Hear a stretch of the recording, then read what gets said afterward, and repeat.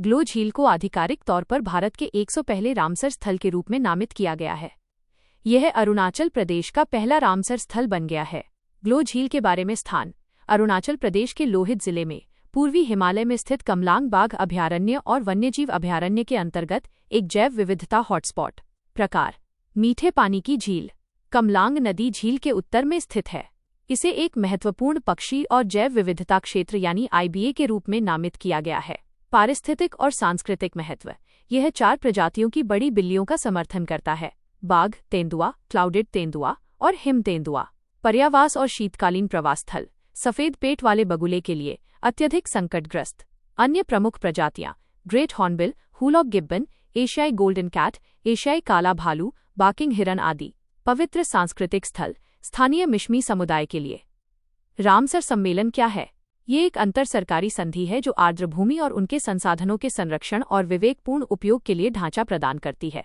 आर्द्रभूमि के विवेकपूर्ण उपयोग को सतत विकास के संदर्भ में पारिस्थितिकी तंत्र संबंधी दृष्टिकोणों के कार्यान्वयन के माध्यम से प्राप्त उनके पारिस्थितिक चरित्र के रखरखाव के रूप में परिभाषित किया गया है।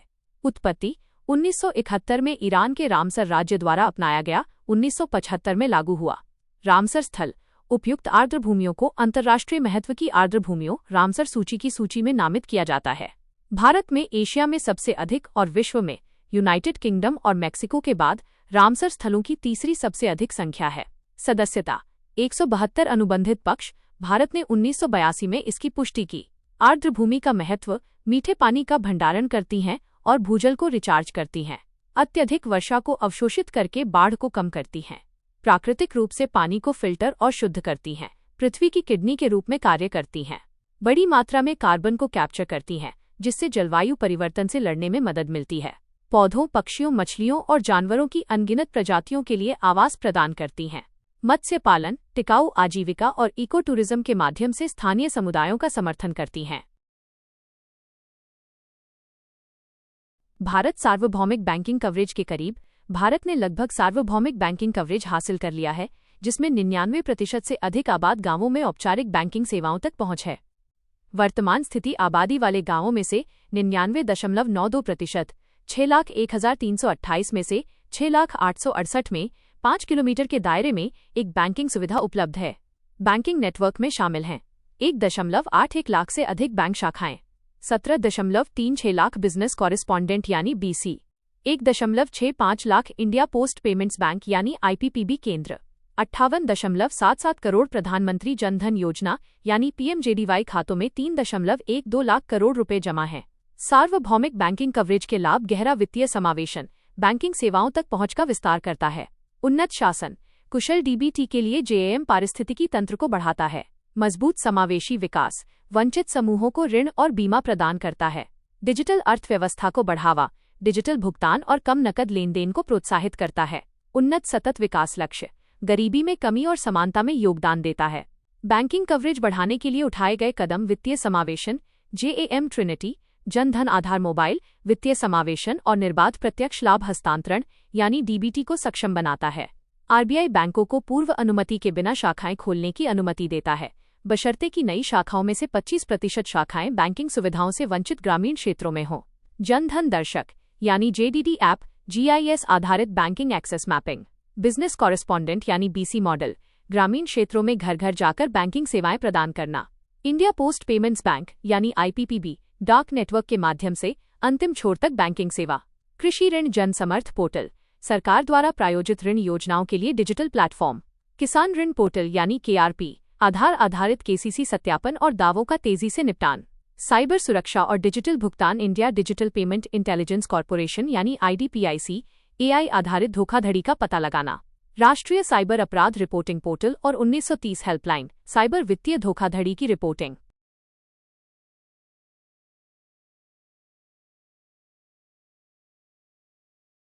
भारत ने 2030 राष्ट्रमंडल खेलों की कमान संभाली। स्कॉटलैंड के ग्लासगो में आयोजित 2026 राष्ट्रमंडल खेलों का हाल ही में समापन हुआ। 2030 में होने वाले शताब्दी खेलों की मेजबानी भारत गुजरात के अहमदाबाद में करेगा, जिससे यह एक से अधिक बार इनकी मेजबानी करने वाला पहला एशियाई देश बन जाएगा। 2010 के खेल दिल्ली में आयोजित किए गए थे। राष्ट्रमंडल खेलों CWG के बारे में ये एक अंतर्राष्ट्रीय बहुखेल प्रतियोगिता है जो हर 4 साल में आयोजित की जाती है। इससे पहले इन्हें ब्रिटिश एम्पायर गेम्स के नाम से जाना जाता था और इनका आयोजन पहली बार 1930 में कनाडा में किया गया था। सहभागिता: इसमें पूर्व में ब्रिटिश साम्राज्य का हिस्सा रहे देशों माइनस राष्ट्रमंडल देशों के सदस्यों के साथ साथ विदेशी क्षेत्रों और द्वीप राज्यों को शामिल किया गया था। इस आयोजन में 72 राष्ट्रमंडल खेल संघ CGA भाग लेते हैं। भारत ने 1934 में दूसरे संस्करण में पदार्पण किया। प्रमुख खेल: एथलेटिक्स और पैरा एथलेटिक्स, तैराकी और पैरा तैराकी, टेबल टेनिस और पैरा टेबल टेनिस, बॉल्स और पैरा बॉल्स, भारोत्तोलन और पैरा पावरलिफ्टिंग, कलात्मक जिम्नास्टिक, नेटबॉल और मुक्केबाजी। मेजबान अधिकतम 2 नए या पारंपरिक खेलों का प्रस्ताव भी दे सकता है।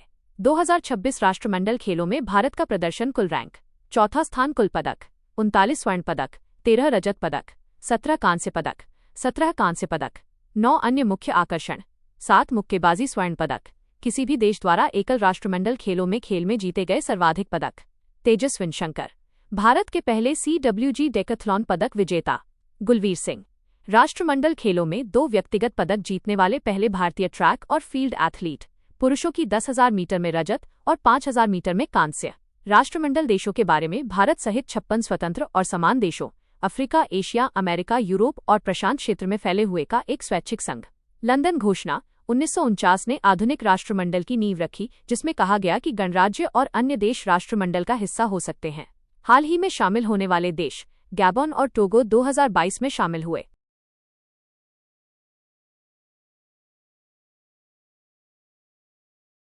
हाँ, मैं इस संशोधित मास्टर प्रॉम्प्ट के सभी नियमों को पूरी तरह से समझ गया हूँ।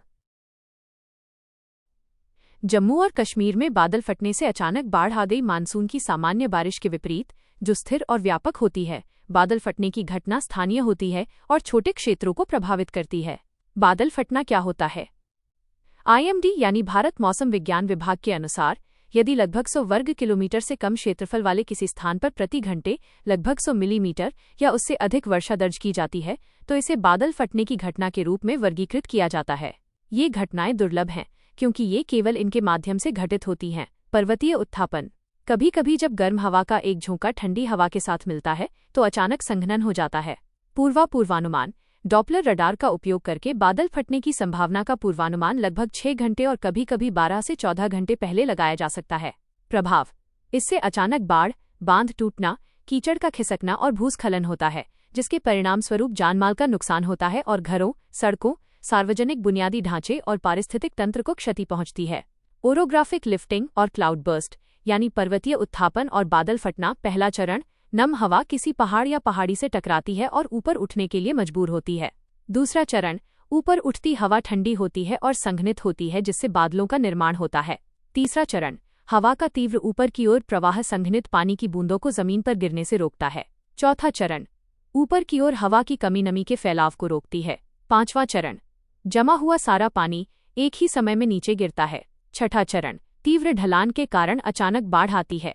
आगे बढ़ने का रास्ता: राष्ट्रीय आपदा प्रबंधन योजना यानी NDMP 2019। राज्य की जिम्मेदारी: शहरी स्थानीय निकायों और पंचायती राज संस्थाओं की क्षमता को बढ़ाना, ताकि वे बादल फटने और ओलावृष्टि जैसी घटनाओं से निपटने और उनसे निपटने के लिए तैयार रहें। केंद्र की जिम्मेदारी: ओलावृष्टि, बादल फटने और जलवायु परिवर्तन से संबंधित डेटाबेस प्रबंधन प्रणाली विकसित करना।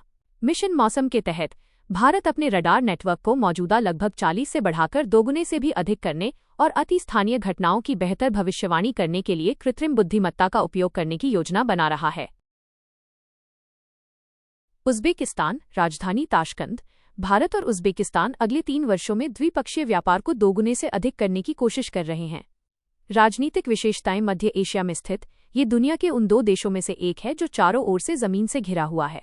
सीमावर्ती देश: कजाकिस्तान उत्तर, किर्गिस्तान उत्तर पूर्व, ताजिकिस्तान दक्षिण पूर्व, अफगानिस्तान दक्षिण और तुर्कमेनिस्तान दक्षिण पश्चिम। अरल सागर कजाकिस्तान के दक्षिणी भाग और उज़्बेकिस्तान के उत्तरी भाग के बीच स्थित है। भौगोलिक विशेषताएं: प्रमुख नदियां: आमू दरिया और सिर दरिया। प्रमुख झीलें: आयदरकुल झील और सरिकामिश झील। रेगिस्तान: कजिलकुम काइजिलकम। सर्वोच्च शिखर: हजरत सुल्तान। प्रमुख प्राकृतिक संसाधन: सोना, जस्ता, सीसा, तांबा, यूरेनियम और टंगस्टन।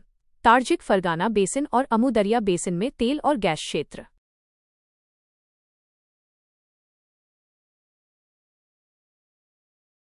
द्रवीकृत प्राकृतिक गैस एलएनजी भारत द्वारा अमेरिका, ओमान, नाइजीरिया और अंगोला से एलएनजी का आयात बढ़ने से होर्मुज जलडमरू मध्य में व्यवधान के कारण आपूर्ति में आई गिरावट की भरपाई हो गई। भारत अपनी प्राकृतिक गैस की मांग का लगभग आधा हिस्सा एलएनजी आयात के माध्यम से पूरा करता है, जिसका लगभग 60% पारंपरिक रूप से होर्मुज जलडमरू मध्य से होकर गुजरता है, मुख्य रूप से कतर और यूएई से। एलएनजी के बारे में एलएनजी प्राकृतिक गैस है जिसे लगभग -162 डिग्री सेल्सियस तक ठंडा किया जाता है, जिससे ये भंडारण और परिवहन में आसानी के लिए तरल रूप में परिवर्तित हो जाती है। द्रवीकरण से इसका आयतन लगभग 600 गुना कम हो जाता है, जिससे लंबी दूरी की ढुलाई किफायती हो जाती है।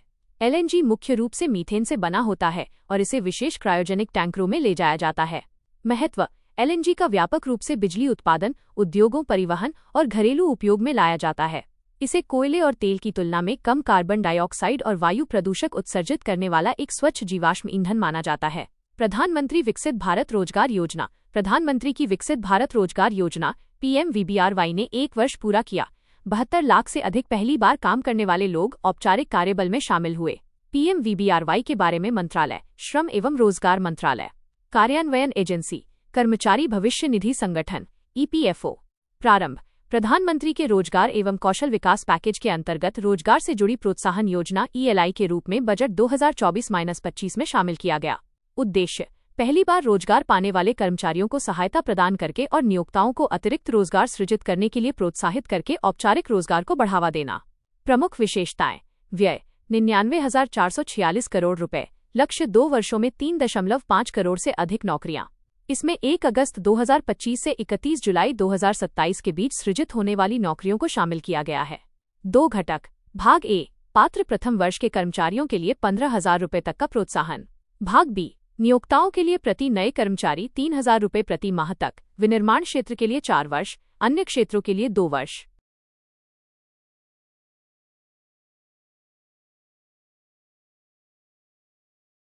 प्रयोगशाला में उगाए गए हीरे। प्राकृतिक हीरे के खनन के पर्यावरणीय और नैतिक प्रभावों को लेकर बढ़ती चिंताओं ने प्रयोगशाला में उगाए गए हीरों को एक स्थायी विकल्प के रूप में सुर्खियों में ला दिया है। प्रयोगशाला में उत्पादित हीरो LGD के बारे में: प्रयोगशालाओं में प्राकृतिक परिस्थितियों की नकल करके कृत्रिम रूप से हीरे बनाए जाते हैं। कच्चा माल: हीरे के बीज क्रिस्टल पर जमा कार्बन स्रोत। विनिर्माण प्रक्रियाएं: उच्च दाब उच्च तापमान HPHT। यह पृथ्वी के मेंटल की उच्च दबाव और तापमान की स्थितियों की नकल करके कार्बन को हीरे में क्रिस्टलीकृत करता है। रासायनिक वाष्प निक्षेपण CVD: कार्बन से भरपूर गैसों जैसे मीथेन को एक निर्वात कक्ष में आयनित किया जाता है, जिससे हीरे के बीज पर कार्बन परमाणु परत दर परत जमा हो जाते हैं। नाइट्रोसामाइन्स: प्रसंस्कृत खाद्य पदार्थों, औषधियों और रासायनिक रूप से उपचारित पानी की बढ़ती खपत ने नाइट्रोसामाइन के मानव संपर्क को लेकर चिंता बढ़ा दी है। नाइट्रोसामाइन के बारे में: नाइट्रोसामाइन या N-नाइट्रोसामाइन रासायनिक यौगिकों का एक वर्ग है जो तब बनता है जब एमीन नाइट्राइट या नाइट्रेट के साथ गर्मी, अम्लीय pH या ऑक्सीकरण वातावरण जैसी स्थितियों में प्रतिक्रिया करते हैं। निर्माण: ये खाद्य प्रसंस्करण, भंडारण, खाना पकाने, पानी के कीटाणु शोधन और मानव पेट में बन सकता है। स्वास्थ्य पर प्रभाव: लंबे समय तक इसके संपर्क में रहने से कैंसर का खतरा बढ़ जाता है। प्रमुख यौगिक: N-नाइट्रोसोडाइमिथाइलमाइन NDMA पानी और दवाओं में पाए जाने वाले सबसे शक्तिशाली नाइट्रोसेमाइन में से एक है। किसान क्रेडिट कार्ड माइनस संशोधित ब्याज सब्सिडी योजना KCCMIS। एक तृतीय पक्ष मूल्यांकन में पाया गया कि KCCMIS ने कृषि उत्पादकता, आय विविधीकरण और किफायती ऋण तक पहुंच में सुधार किया है। किसान क्रेडिट कार्ड माइनस संशोधित ब्याज सब्सिडी योजना KCCMIS के बारे में मंत्रालय, कृषि एवं किसान कल्याण मंत्रालय। कवरेज: KCC के अंतर्गत अल्पकालिक फसल ऋण KCC में पशुपालन, डेयरी और मत्स्य पालन भी शामिल है। ब्याज सहायता: KCC के तहत 3 लाख रुपए तक के अल्पकालिक फसल ऋण पर बैंकों को 1.5% ब्याज सब्सिडी प्रदान की जाती है। किसानों को 7% ब्याज दर पर ऋण मिलता है, जो समय पर पुनर्भुगतान करने पर 3% शीघ्र पुनर्भुगतान प्रोत्साहन PRI के माध्यम से प्रभावी रूप से 4% तक कम हो जाता है। कार्यान्वयन: किसान क्रेडिट कार्ड KCC योजना के तहत बैंकों के माध्यम से वितरित किया गया। उद्देश्य: किफायती ऋण, समय पर इनपुट का उपयोग और कृषि उत्पादकता को बढ़ावा देना। धारा 498A भारतीय दंड संहिता। सुप्रीम कोर्ट ने फैसला सुनाया कि IPC की धारा 498A उन महिलाओं पर लागू होती है जो विवाह की प्रकृति वाले लिव इन रिलेशनशिप में हैं, जिससे घरेलू क्रूरता के लिए मुकदमा चलाने की अनुमति मिलती है। धारा 498A भारतीय दंड संहिता 1860 के बारे में: आईपीसी की धारा 498 के तहत पति या उसके रिश्तेदारों द्वारा विवाहित महिला के साथ की जाने वाली क्रूरता को अपराध घोषित किया गया है, जिसमें शारीरिक या मानसिक क्रूरता और दहेज के लिए उत्पीड़न शामिल है। यह अपराध संज्ञेय, गैर जमानती और गैर समझौता योग्य था। भारतीय न्याय संहिता BNS 2023 के लागू होने के बाद इस प्रावधान को BNS की धारा 85 और 86 द्वारा प्रतिस्थापित कर दिया गया है, जो पति या उसके रिश्तेदारों द्वारा महिला के खिलाफ की गई क्रूरता को दंडित करना जारी रखता है। सर्वोच्च न्यायालय न्यायाधीशों की संख्या संशोधन विधेयक 2026 लोकसभा ने सर्वोच्च न्यायालय न्यायाधीशों की संख्या संशोधन विधेयक 2026 पारित कर दिया है।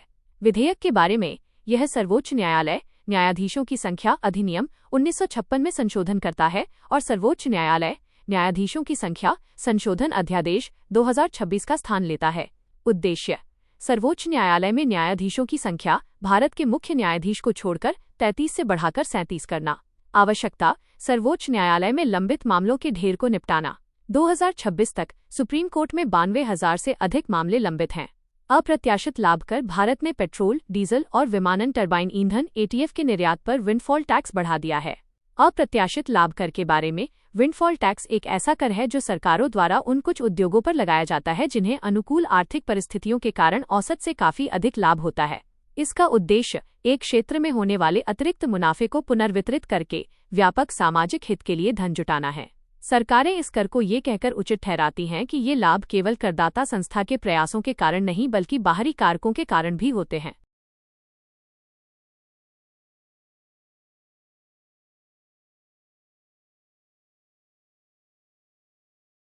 केंद्र के मुताबिक लू और बिजली गिरने जैसी आपदाओं की सूची में V2V संचार सड़क परिवहन और राजमार्ग मंत्रालय ने सड़क सुरक्षा को बढ़ावा देने के लिए अक्टूबर 2027 से चरणबद्ध तरीके से सभी नए वाहनों में वाहन से वाहन V2V संचार प्रणाली को अनिवार्य करने का प्रस्ताव दिया है।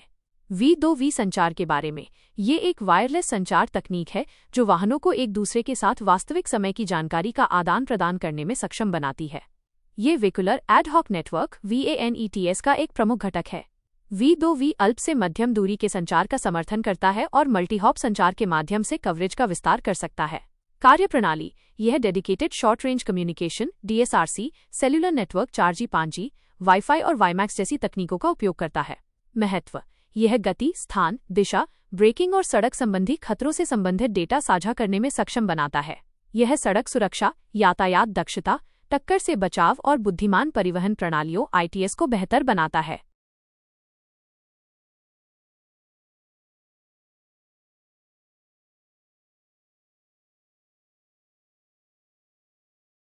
केंद्र के मुताबिक लू और बिजली गिरने जैसी आपदाओं की सूची में इन्हें भी शामिल किया गया है।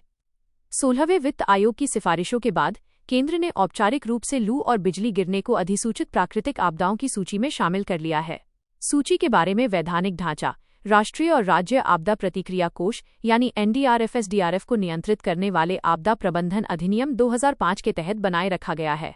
अधिसूचित प्रविष्टियां: अधिसूचित सूची अब 14 में चक्रवात, सूखा, भूकंप, बाढ़, सुनामी, हिमस्खलन, बादल फटना, भूस्खलन, ओलावृष्टि, आग, पाला, शीतलता, कीटों का हमला, लू और बिजली गिरना शामिल हैं। नए समावेशन के बारे में लू: जलवायु परिवर्तन विभाग यानी IMD लू की घोषणा तब करता है जब मैदानी इलाकों में अधिकतम तापमान 40 डिग्री सेल्सियस से अधिक या बराबर या पहाड़ी इलाकों में 30 डिग्री सेल्सियस से अधिक या बराबर तक पहुंच जाता है और सामान्य तापमान से 4.5 डिग्री सेल्सियस से अधिक या बराबर का अंतर होता है। मार्च 2026 से अब तक देश भर में 4,853 मामले सामने आए हैं। बिजली गिरना: वायुमंडल में अचानक होने वाला एक विद्युत प्रवाह जो भारत में मौसम संबंधी मौतों के प्रमुख कारणों में से एक है। समावेशन का महत्व: बढ़ी हुई धनराशि तक पहुंच। राज्य राहत कार्यों के लिए SDRF के मुख्य 80% आवंटन का उपयोग कर सकते हैं, जिससे गैर सूचीबद्ध आपदाओं के लिए निर्धारित 10% की सीमा को दरकिनार किया जा सकता है। सक्रिय शमन: जलवायु परिवर्तन से निपटने के लिए अनुकूल अवसंरचना हेतु राज्य आपदा शमन कोष के 20% हिस्से को उपलब्ध कराता है। नीति मानकीकरण: तत्काल राहत और केंद्रीय सहायता के लिए एक समान ढांचा तैयार करता है। इन आपदाओं से निपटने के तंत्र NDA में दिशा निर्देश: लू और बिजली गिरने के जोखिम को कम करने, तैयारी करने और प्रतिक्रिया देने के लिए राष्ट्रीय प्रोटोकॉल। IMD पूर्वानुमान, प्रभाव आधारित मौसम पूर्वानुमान और रंग कोडित अलर्ट। साचिट पोर्टल, बहु खतरा प्रारंभिक चेतावनी प्रसार मंच। हीट एक्शन प्लान, स्वास्थ्य पर पड़ने वाले प्रभावों को कम करने के लिए राज्यों और शहरी स्थानीय निकायों द्वारा कार्यान्वित किए जाते हैं।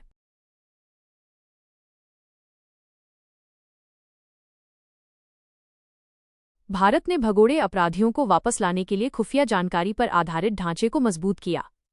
भारत ने भगोड़े अपराधियों से निपटने के लिए खुफिया जानकारी पर आधारित, प्रौद्योगिकी संचालित और मिशन आधारित दृष्टिकोण अपनाया है, जिससे उनका प्रत्यर्पण एक राष्ट्रीय प्राथमिकता बन गया है। भगोड़ा अपराधी एक व्यक्ति जिस पर किसी विदेशी राज्य के अधिकार क्षेत्र के भीतर प्रत्यर्पण अपराध का आरोप लगाया गया हो या उसे दोषी ठहराया गया हो, और इसमें वह व्यक्ति भी शामिल है जो भारत में रहते हुए किसी विदेशी राज्य में प्रत्यर्पण अपराध करने की साजिश रचता है, प्रयास करता है, उकसाता है या उसमें सह अपराधी के रूप में भाग लेता है। 2019 से 2026 के बीच भारत ने 36 देशों से 274 भगोड़ों को सफलतापूर्वक वापस लाया। भगोड़ों पर अंकुश लगाने की दिशा में भारत द्वारा उठाए गए कदम कानूनी उपाय भगोड़े आर्थिक अपराधी अधिनियम 2018 आर्थिक भगोड़ों की संपत्ति जब्त करने में सक्षम बनाता है।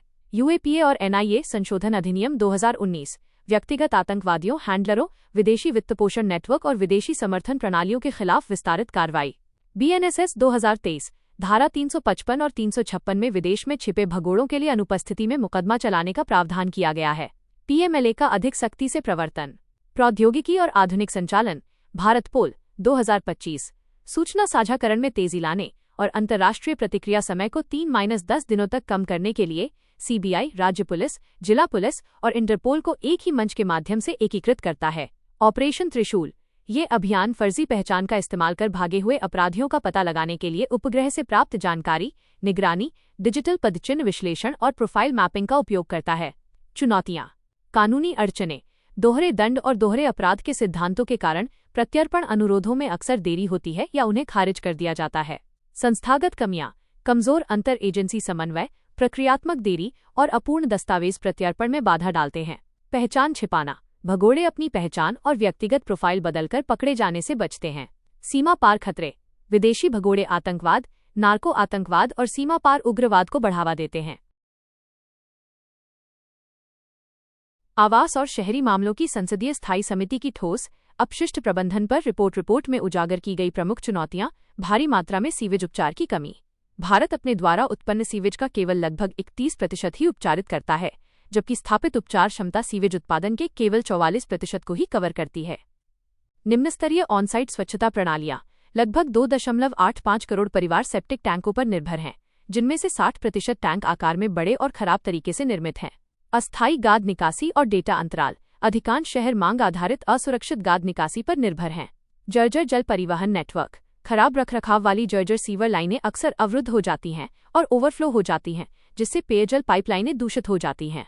अपशिष्ट जल का कम पुनः उपयोग और धीमी सुधार प्रक्रिया। अपर्याप्त तृतीयक नेटवर्क के कारण उपचारित अपशिष्ट जल का केवल लगभग 26% ही पुनः उपयोग किया जाता है और केवल 11 राज्यों ने ही उपचारित अपशिष्ट जल पुनः उपयोग नीतियों को अधिसूचित किया है। विलंबित परियोजनाएं और धीमी निधि प्राप्ति। 594 में से केवल 104 17.51%। एमरुट 2.0 सीवरेज परियोजनाएं ही पूरी हुई हैं। ठोस अपशिष्ट प्रबंधन के लिए सरकारी पहले। प्रमुख मिशन स्वच्छ भारत मिशन शहरी SBMU 2.0 100% वैज्ञानिक अपशिष्ट प्रसंस्करण और सभी पुराने डंप साइटों के उपचार का लक्ष्य रखता है। स्वच्छ भारत मिशन ग्रामीण SBMG चरण 2 ग्रामीण क्षेत्रों में सामुदायिक कंपोस्टिंग और संस्थागत शुष्क अपशिष्ट प्रबंधन को बढ़ावा देता है। अमृत 2.0 एमरुट 2.0 ठोस अपशिष्ट को नालियों और नदियों को दूषित करने से रोकने के लिए बुनियादी ढांचे का समर्थन करता है। विनियामक ढांचा ठोस अपशिष्ट प्रबंधन नियम 2026 4 धारा स्रोत पृथक्करण और थोक कचरा उत्पादकों द्वारा जैविक कचरे के ऑनसाइट प्रसंस्करण को अनिवार्य करता है। प्लास्टिक अपशिष्ट प्रबंधन नियम पैकेजिंग में विस्तारित उत्पादक उत्तरदायित्व EPR और पुनर्चक्रित सामग्री को लागू करता है। ई कचरा और बैटरी प्रबंधन नियम खतरनाक कचरे की धाराओं का अधिकृत संग्रह और पुनर्चक्रण सुनिश्चित करता है। अपशिष्ट से धन योजनाएं गोबरधन योजना जैविक कचरे को कंप्रेस्ड बायोगैस CBG और जैविक उर्वरकों में परिवर्तित करती है। अपशिष्ट से धन मिशन अपशिष्ट से संसाधन पुनर्प्राप्ति और मूल्य सृजन के लिए नवाचारों को बढ़ावा देता है। RDF जनादेश सीमेंट संयंत्रों और उद्योगों को वैकल्पिक ईंधन के रूप में नगरपालिका कचरे का उपयोग करने के लिए प्रोत्साहित करता है। समिति की सिफारिशें मानक सेप्टिक टैंक डिजाइन प्रशिक्षित राजमिस्त्री पैनल में शामिल करना, निर्धारित समय पर गाद निकालना, ऑपरेटर डेटाबेस और सक्शन वाहनों की GPS ट्रैकिंग। पाइपलाइन डेटाबेस, समयबद्ध योजनाओं और घरों में तेजी से कनेक्शन के माध्यम से अंतिम छोर तक सीवर कनेक्टिविटी को गति दें। समर्पित बजट, शहरी अवसंरचना रखरखाव कोष और सड़क जीर्णोद्धार से जुड़े भुगतानों के माध्यम से सतत संचालन और रखरखाव के लिए धन सुरक्षित करें। वार्षिक अपशिष्ट जल बैलेंस शीट और नियमित तृतीय पक्ष ऑडिट के माध्यम से उपचार और गुणवत्ता को अधिकतम करें। नीतियों को अधिसूचित करके, तृतीयक नेटवर्क विकसित करके और थोक समझौतों को सुरक्षित करके पुनर्चक्रित जल के पुनः उपयोग का विस्तार करें। सफाई कर्मियों की सुरक्षा के लिए मशीनीकृत सफाई, हाथ से मैला ढोने पर रोक, स्वास्थ्य बीमा और न्यूनतम मजदूरी अनिवार्य करना आवश्यक है।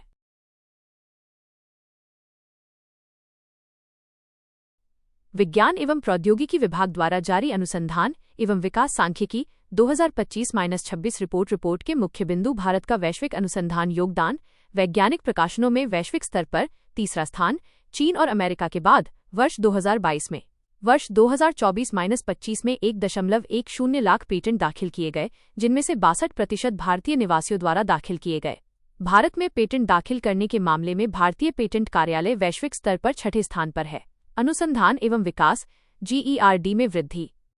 भारत का सकल अनुसंधान एवं विकास GERD पर व्यय वर्ष 2023-24 में GDP के रिकॉर्ड 0.84% तक पहुंच गया, जो 2020-21 में 0.64% था। कुल मिलाकर GERD से होने वाली आय 2013-14 में 79,356 करोड़ रुपए से बढ़कर 2023-24 में 2.45 लाख करोड़ रुपए हो गई, जो 3 गुना से भी अधिक है। निजी क्षेत्र की हिस्सेदारी, परिवहन, फार्मा, बायोटेक और IT भारत के सबसे बड़े अनुसंधान एवं विकास निवेशकों के रूप में उभरने के साथ यह 2020-21 में 32.2% से बढ़कर 2023-24 में 45.2% हो गई। वर्ष 2023-24 में व्यावसायिक अनुसंधान एवं विकास में बहुराष्ट्रीय निगमों MNC का योगदान 71.3% रहा, जो 2020-21 में 49.9% था। मानव पूंजी, भारत में लगभग 5 लाख पूर्णकालिक समकक्ष शोधकर्ता हैं, जो प्रति 10 लाख जनसंख्या पर 354 हैं। अनुसंधान एवं विकास कार्यबल में महिलाओं की हिस्सेदारी 29% है, जो 2020-21 में 18.6% से अधिक है। भारत के अनुसंधान एवं विकास पारिस्थितिकी तंत्र में चुनौतियां। पहला बिंदु, कम अनुसंधान तीव्रता। भारत का अनुसंधान एवं विकास व्यय GDP का 0.84% है, जो विकसित राष्ट्रों के 2% से अधिक के मानक से नीचे है, जैसे कि चीन का 2.58% और ब्राजील का 1.19%। दूसरा बिंदु, केंद्रित निजी अनुसंधान एवं विकास। निजी अनुसंधान एवं विकास का लगभग 90% निवेश केवल 500 कंपनियों से आता है। तीसरा बिंदु, अनुसंधान का फोकस। सार्वजनिक क्षेत्र का अनुसंधान एवं विकास रक्षा और ईंधन पर केंद्रित है। 18% निजी उद्योग और 21.9% केंद्र सरकार की प्रयोगशालाएं, जबकि निजी क्षेत्र परिवहन, फार्मास्यूटिकल्स और बायोटेक्नोलॉजी पर केंद्रित है। चौथा बिंदु, लैंगिक अंतर। निजी उद्योग में महिलाओं की भागीदारी 18% और केंद्र सरकार की प्रयोगशालाओं में 21.9% के साथ कम बनी हुई है। पांचवां बिंदु, सीमित बाह्य वित्त पोषण। प्रतिस्पर्धी शोध अनुदान सकल अनुसंधान एवं विकास व्यय GERD का केवल 1.4% है, जो उद्योग और अकादमिक सहयोग को सीमित करता है। छठा बिंदु, असमान अनुसंधान एवं विकास तीव्रता। परिवहन जैसे उच्च व्यय वाले क्षेत्रों में टर्नओवर का हिस्सा बायोटेक्नोलॉजी की तुलना में कम है। आगे बढ़ने का रास्ता, अनुसंधान एवं विकास पर खर्च बढ़ाएं। GDP के 1% से अधिक GERD अनुसंधान एवं विकास व्यय बढ़ाएं, जिसका दीर्घकालिक लक्ष्य 2% है। निजी भागीदारी को बढ़ावा देना। लघु एवं मध्यम उद्यमों और अन्य कंपनियों को अनुसंधान एवं विकास में निवेश करने के लिए प्रोत्साहित करना।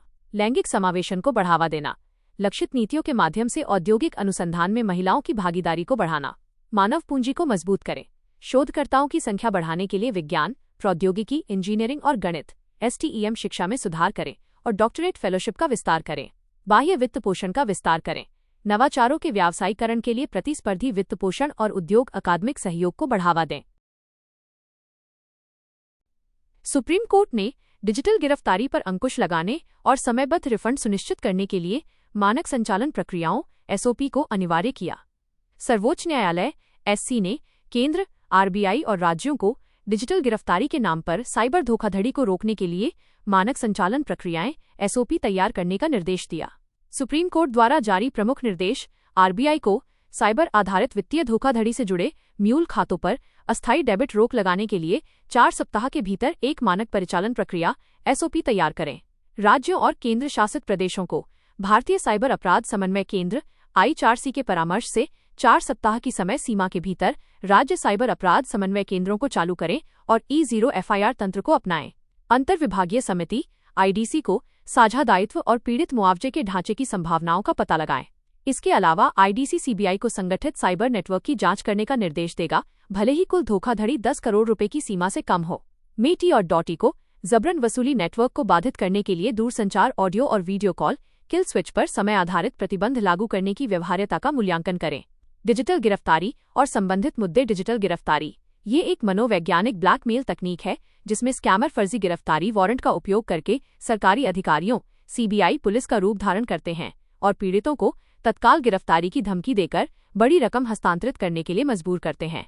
मनी लॉन्ड्रिंग जबरन वसूली से प्राप्त धन को तेजी से विभाजित किया जाता है, कई म्यूल खातों के माध्यम से भेजा जाता है और अंततः विदेशों में भेज दिया जाता है।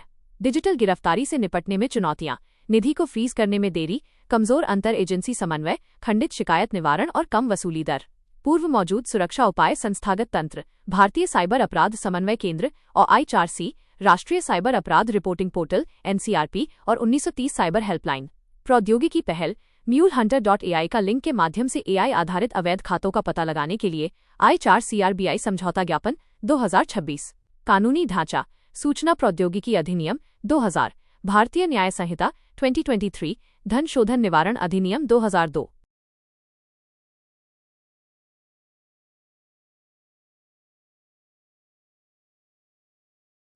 जन्म एवं मृत्यु पंजीकरण संशोधन विधेयक 2026। जन्म एवं मृत्यु पंजीकरण संशोधन विधेयक 2026 संसद द्वारा पारित किया गया। जन्म एवं मृत्यु पंजीकरण संशोधन विधेयक 2026 के बारे में नोडल मंत्रालय गृह मंत्रालय। उद्देश्य पहचान संबंधी धोखाधड़ी, दस्तावेजों में हेराफेरी और अभिलेखों के दुरुपयोग को रोकने के लिए विलंबित पंजीकरण प्रावधानों को मजबूत करना, साथ ही समय पर पंजीकरण और एक सुरक्षित डिजिटल नागरिक पंजीकरण प्रणाली को बढ़ावा देना। संशोधन जन्म एवं मृत्यु पंजीकरण अधिनियम 1969 की धारा 13(3). विलंबित पंजीकरण 1-2 वर्ष। पंजीकरण के लिए DM/SDM अधिकृत कार्यकारी मजिस्ट्रेट द्वारा सत्यापन और अनुमोदन आवश्यक है। 2 वर्ष से अधिक पंजीकरण के लिए प्रथम श्रेणी न्यायिक मजिस्ट्रेट के आदेश की आवश्यकता होती है। पहले DM/SDM 1 वर्ष से अधिक के सभी मामलों को मंजूरी दे सकते थे। MSME सतत, शून्य दोष, शून्य प्रभाव -Z प्रमाणन योजना। सरकार MSME sustainable zero defect, zero effect -Z certification scheme के माध्यम से गुणवत्ता आधारित और पर्यावरण के अनुकूल विनिर्माण को बढ़ावा दे रही है।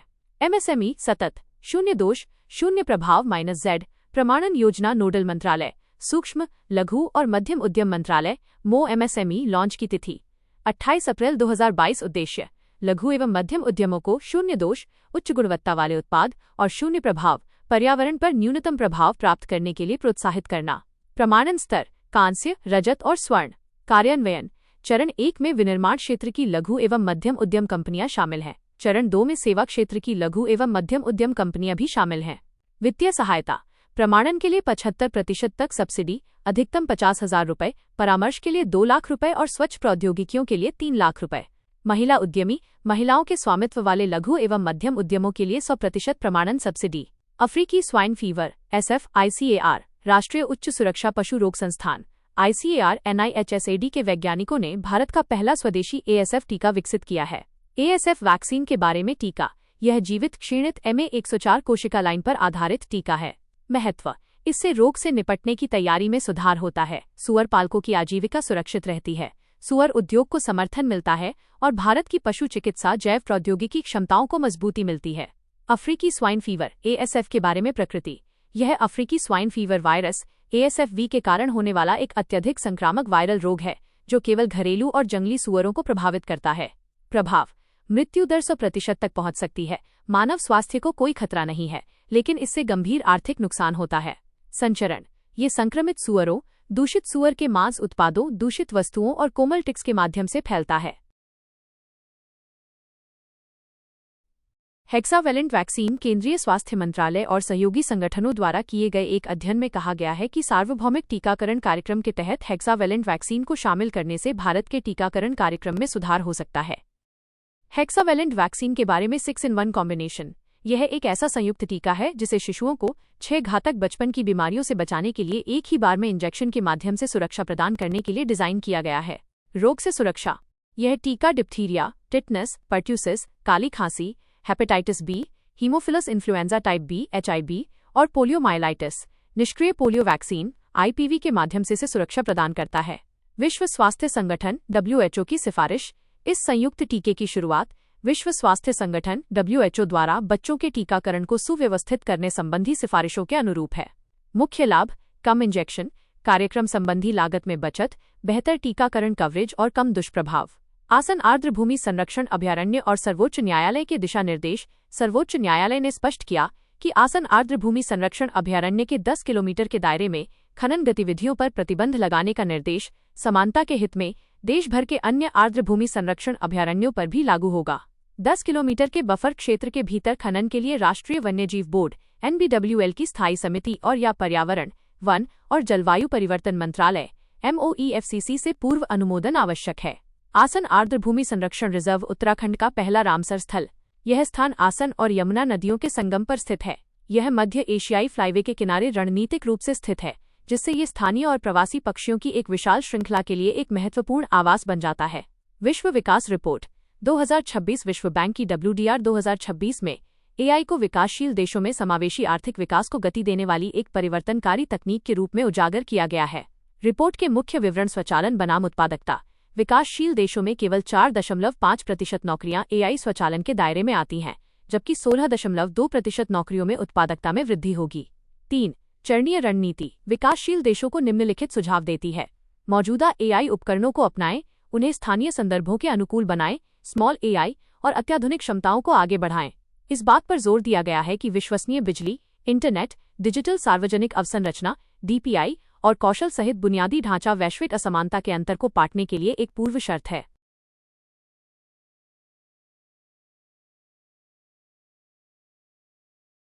बादरयुक्त तेंदुआ अंतर्राष्ट्रीय क्लाउडेड लेपर्ड दिवस के अवसर पर भारत ने क्लाउडेड लेपर्ड संरक्षण कार्य योजना CAP का शुभारंभ किया। संरक्षण कार्य योजना के बारे में रूपरेखा। भारत सरकार और UNDP GEF की एक पहल, जिसमें पूर्वोत्तर भारत के 14 प्राथमिकता वाले भूभागों की पहचान की गई है। कार्यान्वयन भारतीय वन्यजीव संस्थान WII और राज्य वन विभागों के साथ मिलकर MOEFCC द्वारा। रणनीतियां निगरानी और अवैध शिकार विरोधी उपायों के लिए पर्यावरणीय DNA, eDNA, M-Stripes और सीमा पार सहयोग का उपयोग करती हैं। क्लाउडेड लेपर्ड के बारे में निवास स्थान। पूर्वोत्तर भारत और दक्षिण पूर्व एशिया के घने सदाबहार वन। एशिया में सबसे अधिक दर्ज घनत्व मिजोरम के डंपा टाइगर रिजर्व में है। प्रमुख आदतें अत्यधिक वृक्षवासी और निशाचर। सभी बिल्ली प्रजातियों में आनुपातिक रूप से सबसे बड़े कैनाइन दांत होते हैं। खतरे बड़े पैमाने पर वनों की कटाई, पर्यावास का विखंडन और व्यावसायिक अवैध शिकार। संरक्षण स्थिति एकीकृत वन्यजीव आवास विकास IDWH योजना के प्रजाति पुनर्प्राप्ति कार्यक्रम के अंतर्गत शामिल। IUCN संवेदनशील।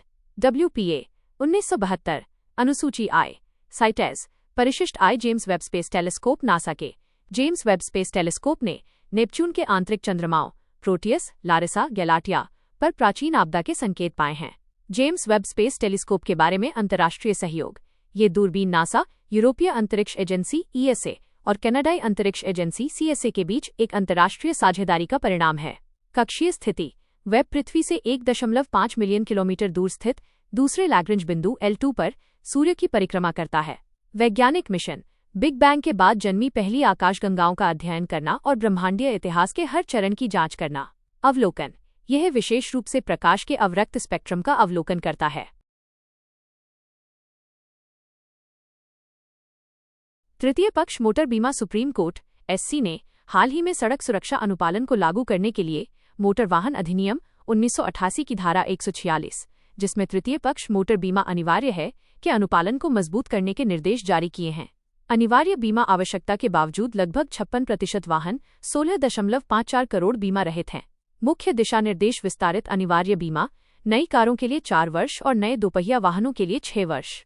मानकीकृत 4 स्तरीय बीमा अनिवार्य तृतीय पक्ष कवर, जिसमें वैकल्पिक कानूनी दायित्व, व्यक्तिगत दुर्घटना और स्वयं की क्षति कवर शामिल हैं।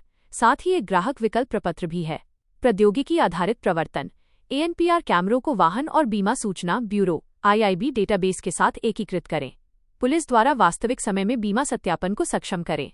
अनुपालन उपाय पायलट परियोजनाओं के माध्यम से वैध बीमा से जुड़े ईंधन की बिक्री का पता लगाएं। मोटर दुर्घटना दावा न्यायाधिकरणों MCAT में त्वरित कार्यवाही। लंबित मुआवजे के मामलों में तेजी लाने के लिए विस्तृत दुर्घटना रिपोर्ट DR समय पर दाखिल करना। RBI शहरी सहकारी बैंकों को लाइसेंस देना फिर से शुरू करेगा। भारतीय रिजर्व बैंक ने शहरी सहकारी बैंकों के ऑन टैप लाइसेंसिंग के लिए दिशा निर्देश जारी किए हैं, जिसके तहत 2 दशकों से अधिक समय के बाद शहरी सहकारी बैंकों UCB को लाइसेंस देना फिर से शुरू किया जाएगा।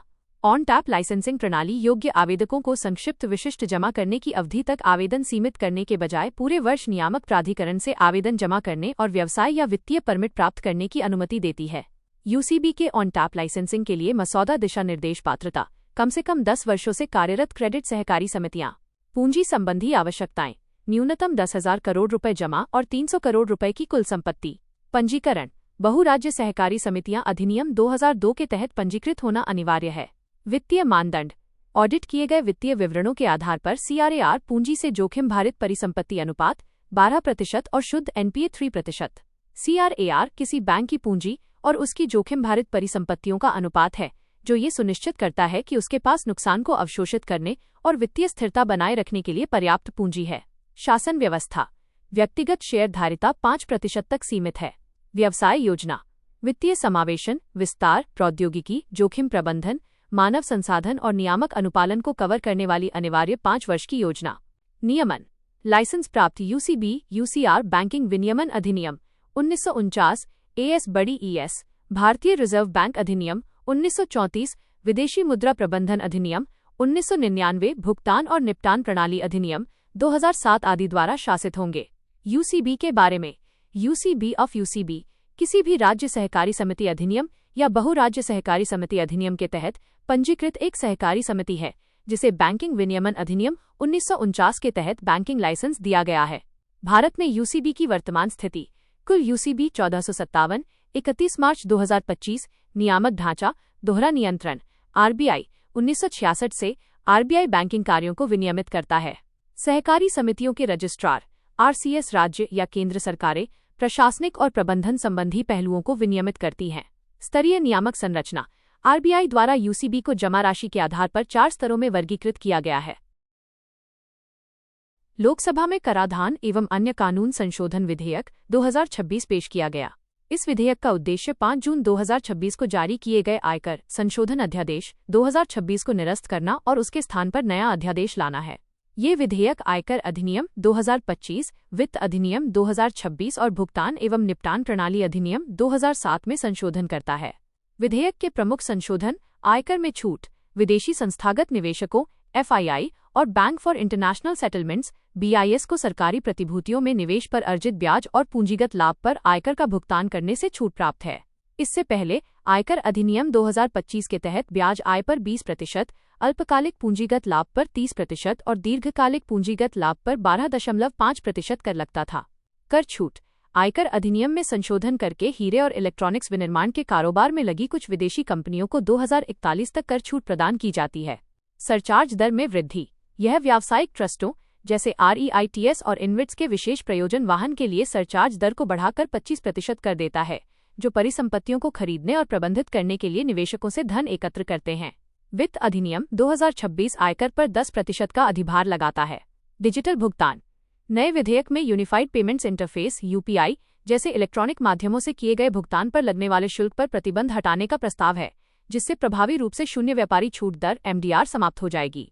2020 में शुरू किए गए जीरो MDR प्रावधान के तहत बैंकों और भुगतान प्रणाली प्रदाताओं PSP को डिजिटल भुगतानों पर शुल्क लगाने से रोक दिया गया है।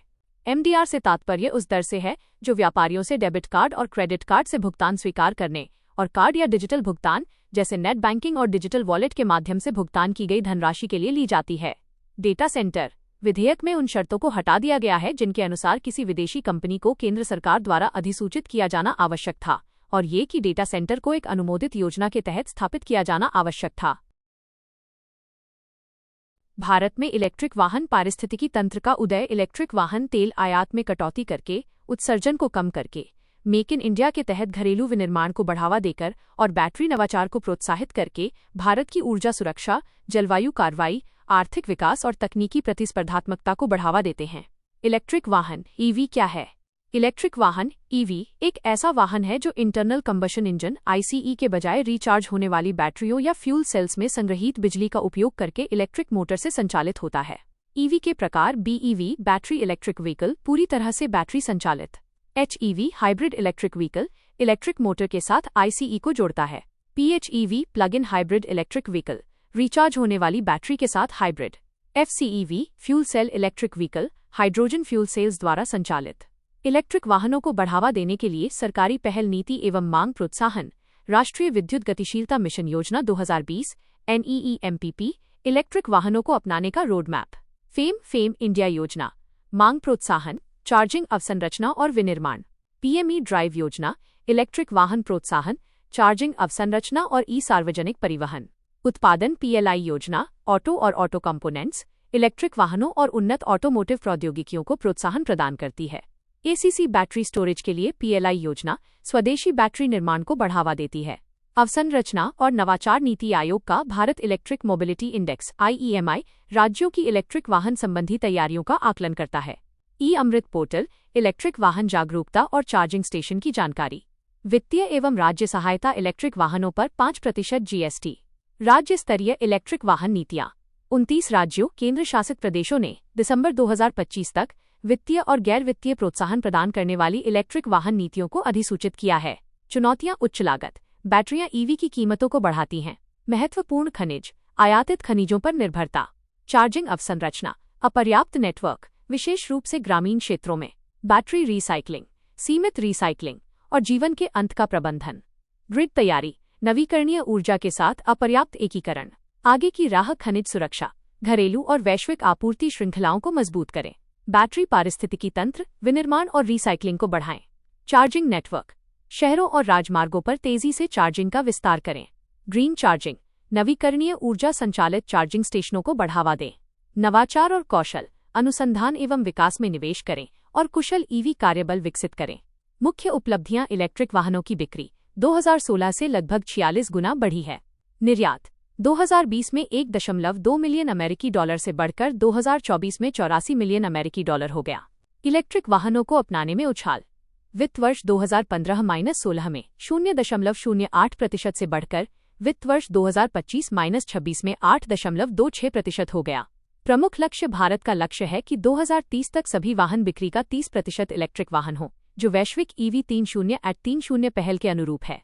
2030 तक पूरे भारत में 13 लाख चार्जिंग स्टेशन स्थापित करना। भारत के इलेक्ट्रिक वाहन बाजार के 2025 में 3.71 बिलियन अमेरिकी डॉलर से बढ़कर 2034 तक 191.04 बिलियन अमेरिकी डॉलर लगभग 55% की वृद्धि दर होने का अनुमान है, जिसमें इलेक्ट्रिक वाहन बैटरी बाजार 2.71 बिलियन अमेरिकी डॉलर से बढ़कर 15.90 बिलियन अमेरिकी डॉलर 21.70% की वृद्धि दर हो जाएगा।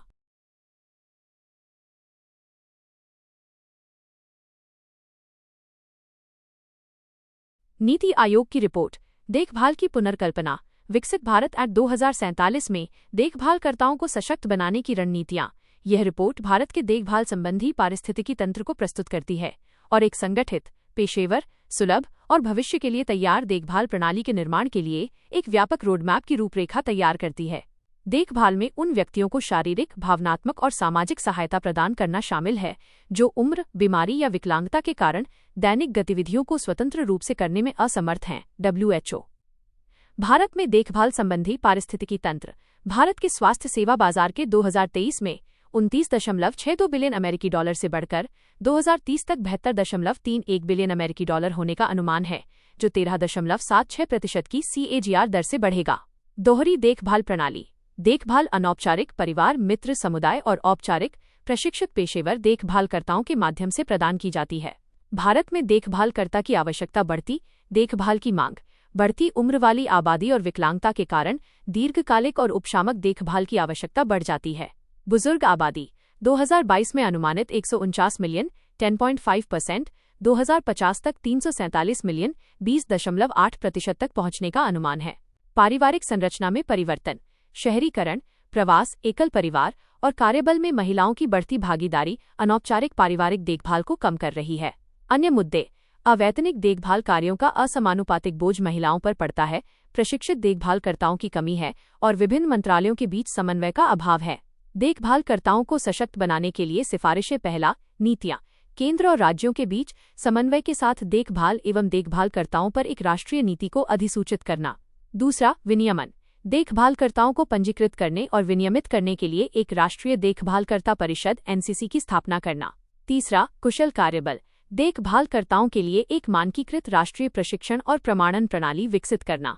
चौथा, प्रौद्योगिकी और कवरेज। एक राष्ट्रीय डिजिटल देखभालकर्ता पोर्टल और प्रौद्योगिकी संचालित सेवा वितरण के साथ रजिस्ट्री बनाना। पांचवां, अन्य उपाय। सामाजिक सुरक्षा, परिवार और समुदाय की देखभाल को मजबूत करना तथा भावनात्मक सहायता प्रदान करना। भारत में प्रमुख पहले संस्थागत देखभाल, राष्ट्रीय वृद्ध स्वास्थ्य देखभाल कार्यक्रम (NPHCE) आदि। Shatayu, senior holistic care assistance and training for your utility dashboard. Jeevan, joint elderly empowerment and virtual assistance network application. Karnataka, देखभालकर्ता समूह, स्वयं सहायता समूह, अवैतनिक देखभालकर्ताओं के लिए मासिक भत्ता। केरल, कुटुंबश्री के 4 केयर परियोजना, देखभाल अर्थव्यवस्था में रोजगार। दीर्घकालिक देखभाल (LTC) पर वैश्विक सर्वोत्तम प्रथाएं और मॉडल। सामाजिक बीमा मॉडल, सामूहिक जोखिम साझाकरण पर आधारित, हर कोई योगदान देता है और बदले में जरूरत पड़ने पर उन्हें देखभाल मिलती है। उदाहरण, जर्मनी। अवशिष्ट मॉडल, सरकार उन देखभाल चाहने वालों को सहायता प्रदान करती है जो देखभाल सेवाओं के खर्चों को वहन करने में असमर्थ हैं। उदाहरण के लिए स्पेन। स्थानीय आवश्यकता आधारित मॉडल, स्थानीय प्राधिकरण समुदाय की आवश्यकताओं के आकलन के आधार पर देखभाल प्रदान करते हैं। उदाहरण के लिए इंग्लैंड, इटली। निजी बीमा आधारित मॉडल, उदाहरण के लिए संयुक्त राज्य अमेरिका। सामाजिक देखभाल मॉडल, परिवार, समुदाय, सरकार और बाजार देखभाल की जिम्मेदारी साझा करते हैं। उदाहरण, स्वीडन। नवाचार, ऑस्ट्रेलिया। पेशेवर प्रवासन, चीन। AI और देखभाल रोबोट। संविधान के 73वें संशोधन अधिनियम 1992 के कार्यान्वयन की प्रभावशीलता पर रिपोर्ट ग्रामीण विकास एवं पंचायती राज संबंधी स्थायी समिति ने संविधान के 73वें संशोधन अधिनियम के कार्यान्वयन पर रिपोर्ट जारी की, जिसने भारत में पंचायती राज व्यवस्था को संवैधानिक दर्जा दिया। 73वें संशोधन के कार्यान्वयन की स्थिति। संविधान के अनुच्छेद 243B के अनुसार संविधान के भाग IX के अंतर्गत आने वाले सभी राज्यों और केंद्र शासित प्रदेशों ने अपने अपने राज्य केंद्र शासित प्रदेश में त्रिस्तरीय पंचायती राज व्यवस्था स्थापित की है। महिला सशक्तिकरण। हालांकि अनुच्छेद 243D के तहत पंचायती राज संस्थाओं में महिलाओं के लिए 1/3 आरक्षण का प्रावधान है, लेकिन 21 राज्यों और 2 केंद्र शासित प्रदेशों ने 50% आरक्षण का प्रावधान किया है। शक्तियों का हस्तांतरण। ये 2013-14 और 2021-22 के बीच 39.9% से बढ़कर 43.9% हो गया है। राज्य वित्त आयोग (SFC) 28 राज्यों में से 25 राज्य, मेघालय, मिजोरम और नागालैंड भाग IX के अंतर्गत नहीं आते, संविधान का अनुपालन करेंगे। समिति द्वारा उठाए गए मुद्दे और सिफारिशें। विशेषता, ग्राम सभाओं। समस्याएं, ग्राम सभा की बैठकें औपचारिक होती जा रही हैं और जनता की भागीदारी कम हो गई है। सिफारिश, जागरूकता अभियान, डिजिटल प्लेटफॉर्म का उपयोग। विशेषता, महिला प्रतिनिधि। समस्याएं, परिवार के पुरुष सदस्यों द्वारा प्रतिनिधित्व की रिपोर्टें। सिफारिश, अनुभवी महिला प्रतिनिधियों और स्वयं सहायता समूहों को शामिल करते हुए विशेष क्षमता निर्माण कार्यक्रम और मार्गदर्शन तंत्र। विशेषता, वित्तीय सशक्तिकरण। समस्याएं, पंचायतें अभी भी मुख्यतः बाहरी हस्तांतरणों पर निर्भर हैं। सिफारिश, अपने राजस्व को मजबूत करने के लिए रणनीति तैयार करें। राजकोषीय विकेंद्रीकरण, राज्य वित्तीय समितियों का समय पर गठन और प्रदर्शन आधारित प्रोत्साहनों को बढ़ावा दें। विशेषता, मानव संसाधन समस्याएं, समर्पित पंचायत कार्यकर्ताओं का अभाव और प्रतिनिधियों तथा अधिकारियों के बीच लगातार होने वाले संघर्ष। सिफारिश, समर्पित पंचायत कैडरों के गठन को प्रोत्साहित करें और प्रत्येक ग्राम पंचायत के लिए एक सचिव की नियुक्ति का प्रावधान करें।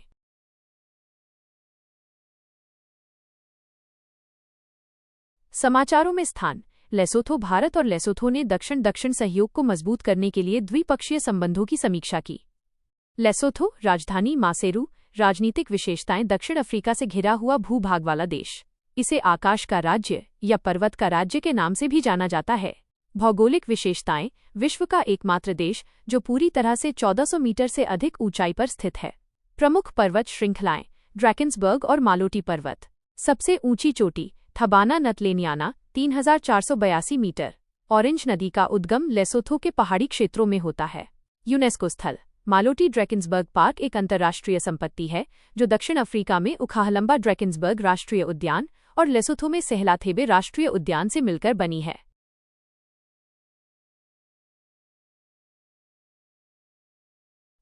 समाचारों में भी इन्वेंट्री आधारित सीमा पार ई कॉमर्स निर्यात ढांचा। सरकार ने इन्वेंट्री आधारित सीमा पार ई कॉमर्स निर्यात ढांचा लागू कर दिया है। रूपरेखा के प्रमुख प्रावधान निर्यात आधारित इन्वेंट्री आधारित ई कॉमर्स के लिए विदेश व्यापार नीति FTP 2023 के तहत इसे कार्यान्वित किया गया है। इन्वेंट्री आधारित ई कॉमर्स एक ऐसा व्यावसायिक मॉडल है जिसमें ई कॉमर्स इकाई वस्तुओं का स्वामित्व रखती है या उन्हें प्राप्त करती है, उन्हें इन्वेंट्री के रूप में संग्रहीत करती है और सीधे ग्राहकों को बेचती है। EOR मॉडल निर्यात प्रोत्साहन के लिए पंजीकृत एक्सपोर्टर ऑन रिकॉर्ड EOR, भारतीय सेलर्स ऑन रिकॉर्ड SOR के लिए निर्यात, सीमा शुल्क, अनुपालन और लॉजिस्टिक्स का प्रबंधन करता है। सुरक्षा उपाय केवल पुष्टि निर्यात आदेश, डिजिटल ट्रेसेबिलिटी, घरेलू स्तर पर माल का डायवर्जन न होना, विक्रेताओं को समय पर भुगतान, निर्यात लाभों का हस्तांतरण और अनिवार्य वार्षिक अनुपालन प्रमाणन। अचानक सूखा 44 वर्षीय अध्ययन 1981-2024 ने अहिल्यानगर, बीड, धाराशिव, सांगली और सोलापुर को महाराष्ट्र के सबसे संवेदनशील अचानक सूखे वाले हॉटस्पॉट के रूप में पहचाना। अचानक सूखे के बारे में परिभाषा एक ऐसा सूखा जो दिनों से लेकर हफ्तों के भीतर तेजी से बढ़ता है, पारंपरिक सूखे के विपरीत। कारण कम वर्षा, उच्च तापमान, मिट्टी की नमी का तेजी से क्षय, तेज हवाएं और या विकिरण में परिवर्तन और उच्च वाष्पोत्सर्जन वाष्प दाब घाटा VPD। प्रभाव इससे फसलों पर गंभीर दबाव, पानी की कमी, पारिस्थितिकी तंत्र को नुकसान और आर्थिक हानि होती है। उत्तर इसके लिए समर्पित मृदा नमी निगरानी और प्रारंभिक चेतावनी प्रणालियों की आवश्यकता है।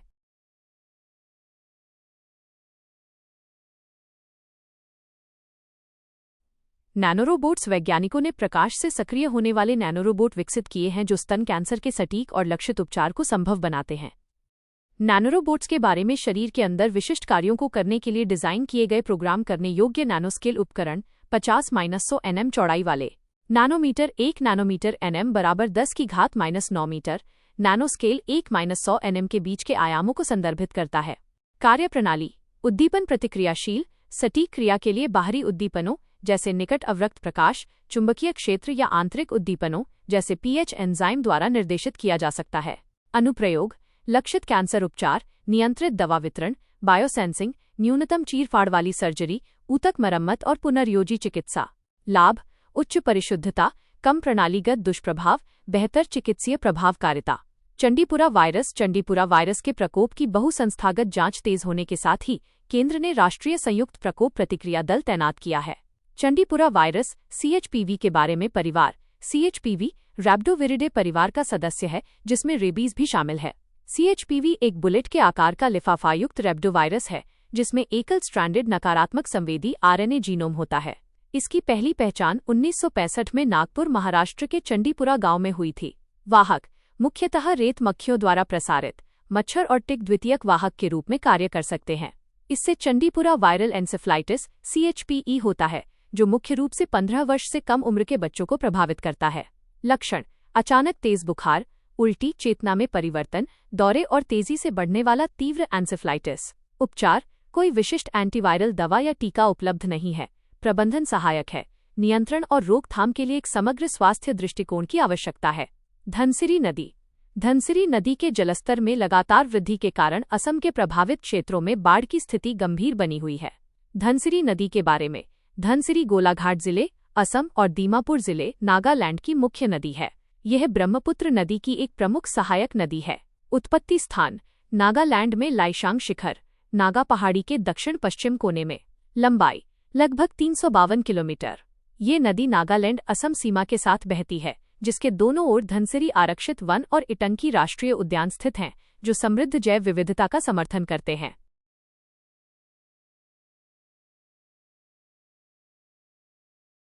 कैबिनेट सचिवालय प्रधानमंत्री की अध्यक्षता वाली कैबिनेट की नियुक्ति समिति ने कैबिनेट सचिव के कार्यकाल विस्तार को मंजूरी दे दी।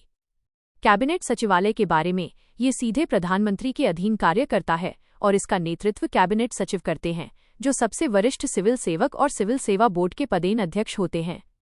महत्वपूर्ण कार्य यह संस्था भारत सरकार कार्य संचालन नियम 1961 और कार्य आवंटन नियम 1961 का प्रशासन करती है। मंत्रिमंडल और मंत्रिमंडल समितियों को सचिवीय सहायता प्रदान करता है। ये अंतर मंत्रालयी समन्वय सुनिश्चित करता है और सचिवों की समितियों के माध्यम से मंत्रालयों के बीच मतभेदों का समाधान करता है। यह नीति निर्माण और सरकारी कामकाज के सुचारू संचालन को सुगम बनाता है। ये संस्था प्रमुख राष्ट्रीय संकटों के प्रबंधन का समन्वय करती है और आपात स्थितियों के दौरान मंत्रालयों के बीच प्रभावी सहयोग सुनिश्चित करती है। मौद्रिक नीति समिति एमपीसी ने तरलता समायोजन सुविधा LAF के तहत नीतिगत रेपो दर को 5.25% पर अपरिवर्तित रखते हुए तटस्थ रुख बनाए रखा। मौद्रिक नीति समिति MPC के बारे में भारतीय रिजर्व बैंक अधिनियम 1934 की धारा 45 JB के तहत गठित। उद्देश्य: मुद्रास्फीति लक्ष्य को प्राप्त करने के लिए नीतिगत रेपो दर का निर्धारण करना। सदस्य: इसमें 6 सदस्य होते हैं, 3 सदस्य RBI से और 3 केंद्र सरकार द्वारा नियुक्त किए जाते हैं। RBI के गवर्नर पदेन अध्यक्ष, RBI के उपराज्यपाल, मौद्रिक नीति के प्रभारी पदेन सदस्य। RBI के एक अधिकारी को केंद्रीय बोर्ड द्वारा मनोनीत किया जाएगा पदेन सदस्य। सरकार द्वारा नियुक्त सदस्य 4 वर्ष की अवधि के लिए पद पर बने रहते हैं। बैठकें: MPC को साल में कम से कम 4 बार बैठक करना अनिवार्य है। मतदान: बहुमत से मतदान, उपस्थित और मतदान करने वाले। टाई होने की स्थिति में RBI गवर्नर के पास दूसरा या निर्णायक वोट होगा। फाल्कन 9 रॉकेट: नासा ने घोषणा की है कि स्पेसएक्स के फाल्कन 9 रॉकेट का दूसरा चरण चंद्रमा की सतह पर दुर्घटनाग्रस्त हो गया है। फाल्कन 9 रॉकेट के बारे में यह एक पुनः प्रयोज्य 2 चरण वाला रॉकेट है, जिसे स्पेसएक्स द्वारा पृथ्वी की कक्षा में और उससे आगे लोगों और पेलोड के विश्वसनीय और सुरक्षित परिवहन के लिए डिजाइन और निर्मित किया गया है। यह दुनिया का पहला कक्षीय श्रेणी का पुनः प्रयोज्य रॉकेट है। पुनः प्रयोज्यता के कारण स्पेसएक्स रॉकेट के सबसे महंगे हिस्सों को दोबारा इस्तेमाल कर सकता है, जिससे अंतरिक्ष तक पहुंचने की लागत कम हो जाती है। संबंधित मिशन: इसे 2025 में लॉन्च किया गया था, जिसमें 2 वाणिज्यिक रोबोटिक चंद्र लैंडर ले जाए गए थे। अपना मिशन पूरा करने के बाद रॉकेट का पहला चरण सफलतापूर्वक पृथ्वी पर लौट आया, जबकि दूसरा चरण अंतरिक्ष में ही भटकने के लिए छोड़ दिया गया था।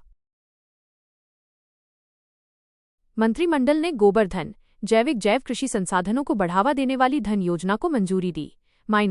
एक राष्ट्रीय चक्रीय जैव ऊर्जा योजना गोबर-धन को मूल रूप से 2018 में SBM ग्रामीण के तहत ठोस और तरल अपशिष्ट प्रबंधन के एक अभिन्न अंग के रूप में लॉन्च किया गया था, जो जैव अपशिष्ट को बायोगैस में परिवर्तित करता है।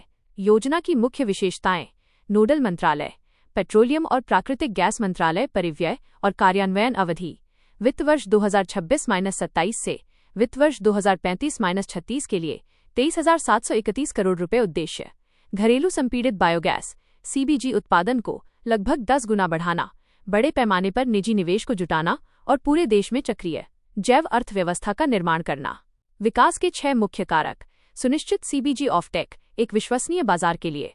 शहरी गैस वितरण संस्थाओं द्वारा खरीद सरकार के मिश्रण दायित्वों का समर्थन करेगी, अर्थात 2026-27 में 3%, 2027-28 में 4% और 2028-29 से आगे CNG, परिवहन और घरेलू पाइप वाली प्राकृतिक गैस PNG सेगमेंट में 5%। स्थिर CBG मूल्य निर्धारण ढांचा: उत्पादकों के लिए 10 साल की सरकारी सहायता प्राप्त, राजस्व गारंटी के साथ 2,110 रुपये प्रति metric million British thermal unit MMBTU का प्रशासित CBG मूल्य। पूंजीगत सहायता: पात्र ग्रीनफील्ड और ब्राउनफील्ड CBG परियोजनाओं के लिए 2 करोड़ रुपए पर टन दिन तक। पाइपलाइन अवसंरचना का विकास: निकासी लागत को कम करने, विश्वसनीयता बढ़ाने और बाजार पहुंच का विस्तार करने के लिए CBG संयंत्रों के लिए क्लस्टर आधारित और स्टैंडअलोन पाइपलाइन कनेक्टिविटी का समर्थन करता है। ऋण गारंटी: MSME आधारित CBG परियोजनाओं के लिए 85% तक ऋण गारंटी, जिससे ऋण तक पहुंच और ऋणदाताओं का विश्वास बढ़ता है। CBG इकोसिस्टम चैलेंज फंड: जिला स्तर पर फीडस्टॉक मूल्यांकन, एकत्रीकरण, अवसंरचना और प्रौद्योगिकी अपनाने में सहायता करता है। गोबर-धन योजना का महत्व: पहला, ऊर्जा सुरक्षा, गैस आयात कम करती है, विदेशी मुद्रा में 40,000 रुपये जोड़ करोड़ की बचत करती है। भारत अपनी प्राकृतिक गैस आवश्यकता का 50% आयात करता है। दूसरा, आर्थिक वृद्धि, GDP में 75,000 रुपये जोड़ करोड़ जोड़ने की उम्मीद है और जैव ऊर्जा में बड़े पैमाने पर निजी निवेश को आकर्षित करती है। तीसरा, ग्रामीण समृद्धि और रोजगार सृजन, बायोमास अवशेषों को अतिरिक्त आय में परिवर्तित करके किसानों को सक्षम बनाती है और CBG मूल्य श्रृंखला में 1.5 लाख जोड़ नौकरियां पैदा करती है। चौथा, पर्यावरणीय लाभ, वैज्ञानिक अपशिष्ट प्रबंधन को बढ़ावा देती है और 10 वर्षों में 40 मिलियन टन से अधिक CO2 उत्सर्जन को कम करती है। पांचवा, चक्रीय जैव अर्थव्यवस्था, ऊर्जा से परे, योजना अनुमानित 250 MMT जैविक उर्वरक का उत्पादन करेगी।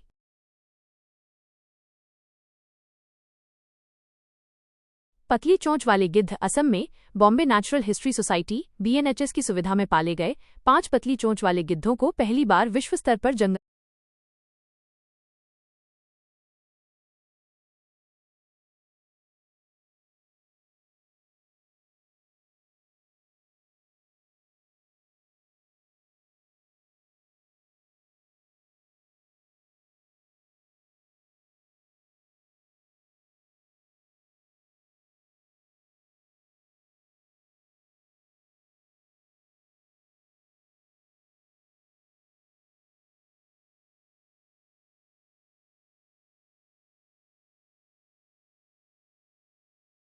संसद की वाणिज्य संबंधी स्थायी समिति ने भारत अमेरिका व्यापार संबंधों पर रिपोर्ट प्रस्तुत की। भारत अमेरिका व्यापार संबंधों के बारे में भारत और अमेरिका के बीच एक व्यापक वैश्विक रणनीतिक साझेदारी है। अमेरिका भारत का सबसे बड़ा निर्यात गंतव्य और उसके शीर्ष व्यापारिक साझेदारों में से एक है। दोनों देशों ने द्विपक्षीय व्यापार समझौते के माध्यम से 2030 तक द्विपक्षीय व्यापार में 500 अरब अमेरिकी डॉलर का लक्ष्य हासिल करने के लिए मिशन 500 की शुरुआत की है। रिपोर्ट के मुख्य बिंदु भारत अमेरिका व्यापार में चुनौतियां, टैरिफ की अनिश्चितता। अमेरिकी टैरिफ 3% से 18% और लगातार नीतिगत बदलाव निर्यात को नुकसान पहुंचाते हैं। गैर टैरिफ बाधाएं, एनटीबी, स्वच्छता और पादप स्वच्छता एसपीएस उपाय, प्रमाणन और सीमा शुल्क मानदंड निर्यात लागत को बढ़ाते हैं। एमएसएमईएस की भेद्यता, सीमित वित्त और अनुपालन क्षमता वैश्विक मूल्य श्रृंखला जीवीसी में भागीदारी को प्रतिबंधित करती है। बाजार पर निर्भरता और क्षेत्रीय गिरावट। अमेरिकी बाजार पर अत्यधिक निर्भरता और श्रम प्रधान निर्यात में गिरावट। कम प्रौद्योगिकी और उच्च लागत, कमजोर अनुसंधान और विकास, सीमित मूल्यवर्धन, उच्च रसद लागत और वस्तु कीमतों में अस्थिरता प्रतिस्पर्धात्मकता को कम करती है। सिफारिश बीटीए का निष्कर्ष, टैरिफ और गैर टैरिफ बाधाओं का समाधान करें और मिशन 500 लक्ष्य प्राप्त करें। प्रतिस्पर्धात्मकता बढ़ाएं, उत्पादन से जुड़ी प्रोत्साहन योजना PLI, make in India, logistics, निर्यात अवसंरचना और नवाचार को मजबूत करें। लघु एवं मध्यम उद्यमों को समर्थन दें, निर्यात वित्तपोषण, गुणवत्ता प्रमाणीकरण, अनुपालन सहायता और जीवीसी एकीकरण का विस्तार करें।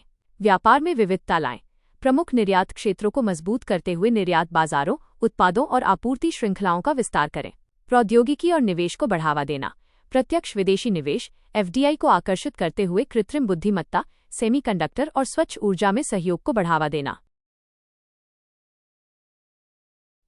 संसद की वाणिज्य संबंधी स्थायी समिति द्वारा प्रस्तुत भारत अमेरिका व्यापार संबंधों पर रिपोर्ट का विवरण निम्नलिखित है। भारत अमेरिका व्यापार संबंधों के बारे में। व्यापक वैश्विक रणनीतिक साझेदारी। भारत और अमेरिका के बीच एक व्यापक वैश्विक रणनीतिक साझेदारी है। शीर्ष व्यापारिक साझेदार। अमेरिका भारत का सबसे बड़ा निर्यात गंतव्य और उसके शीर्ष व्यापारिक साझेदारों में से एक है। मिशन 500। दोनों देशों ने द्विपक्षीय व्यापार समझौते के माध्यम से 2030 तक द्विपक्षीय व्यापार में 500 अरब अमेरिकी डॉलर का लक्ष्य हासिल करने के लिए मिशन 500 की शुरुआत की है। रिपोर्ट के मुख्य बिंदु, चुनौतियां एवं सिफारिशें। भारत अमेरिका व्यापार में चुनौतियां। समिति की सिफारिश, टैरिफ की अनिश्चितता। अमेरिकी टैरिफ 3% से 18% और लगातार नीतिगत। आरबीआई द्वारा गैर बैंकिंग वित्तीय कंपनियों एनबीएफसी के लिए पैमाने आधारित विनियमन एसबीआर के तहत ऊपरी स्तर एनबीएफसी की सूची जारी करने संबंधी रिपोर्ट का विवरण निम्नलिखित है। सारांश एवं मुख्य नियम चिह्नित। एनबीएफसी अब कम से कम 5 वर्षों के लिए सख्त नियमों के अधीन है, जैसे कि पहचान किए जाने के 3 वर्षों के भीतर अनिवार्य लिस्टिंग कराना। गैर बैंकिंग वित्तीय कंपनियों के लिए पैमाने आधारित विनियमन एसबीआर आरबीआई द्वारा कार्यान्वित इस नीति के तहत एनबीएफसी को उनके प्रणालीगत महत्व, आकार और जोखिम के अनुमानित स्तर के आधार पर 4 अलग-अलग श्रेणियों में वर्गीकृत किया गया है।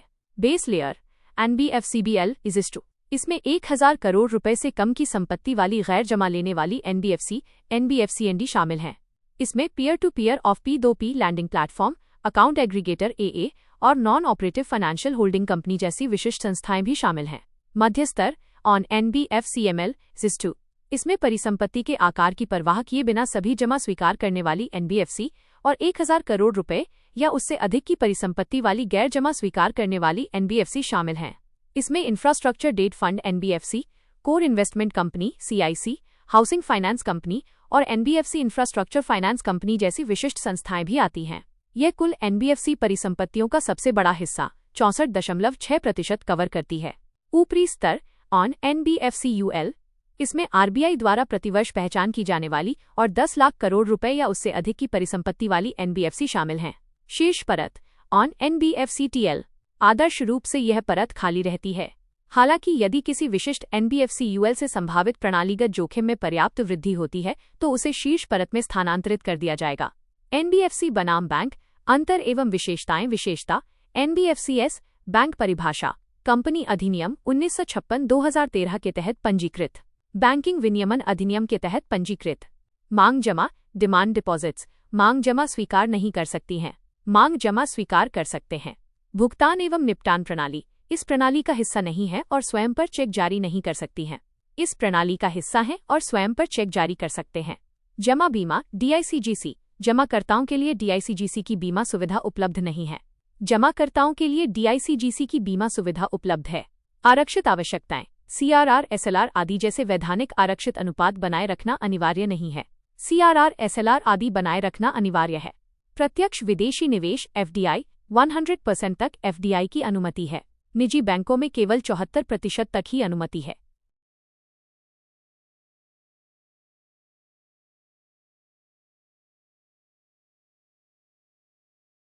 12वें राष्ट्रीय हथकरघा दिवस पर प्रस्तुत रिपोर्ट का विवरण निम्नलिखित है। राष्ट्रीय हथकरघा दिवस के बारे में। दिवस एवं ऐतिहासिक पृष्ठभूमि। राष्ट्रीय हथकरघा दिवस प्रतिवर्ष 7 अगस्त को मनाया जाता है। यह 1905 में शुरू हुए स्वदेशी आंदोलन की स्मृति में आयोजित किया जाता है। स्वदेशी आंदोलन का प्रभाव। इसने स्वदेशी विनिर्माण के समर्थन में विदेशी वस्तुओं के बहिष्कार को बढ़ावा दिया और आत्मनिर्भरता को राष्ट्रीय संप्रभुता के एक महत्वपूर्ण साधन के रूप में स्थापित किया। भारत का हथकरघा उद्योग। 1. सरकारी पहलें। सरकारी कार्यक्रम। बुनकरों के कल्याण, बुनियादी ढांचे, उत्पादकता और बाजार संबंधों को मजबूत करने के लिए राष्ट्रीय हथकरघा विकास कार्यक्रम NHDP, लघु क्लस्टर विकास कार्यक्रम SCDP और मेगा क्लस्टर विकास कार्यक्रम चलाए जा रहे हैं। नीतिगत प्रोत्साहन। केंद्रीय बजट 2026-27 आत्मनिर्भरता, आधुनिकीकरण और वैश्विक प्रतिस्पर्धा को बढ़ावा देने हेतु निम्नलिखित योजनाएं शुरू की गईं। राष्ट्रीय फाइबर योजना, वस्त्र विस्तार एवं रोजगार योजना, राष्ट्रीय हथकरघा एवं हस्तशिल्प कार्यक्रम, महात्मा गांधी ग्राम स्वराज पहल, वित्त एवं कल्याण, हथकरघा विपणन सहायता, बुनकर मुद्रा योजना, PMJJBY PMSBY बीमा और बुनकरों के बच्चों के लिए शिक्षा छात्रवृत्ति।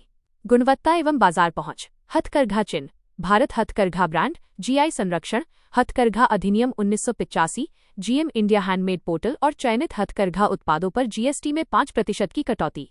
2. महत्व। ये एक टिकाऊ और कम कार्बन उत्सर्जन वाली चक्रीय अर्थव्यवस्था को बढ़ावा देता है।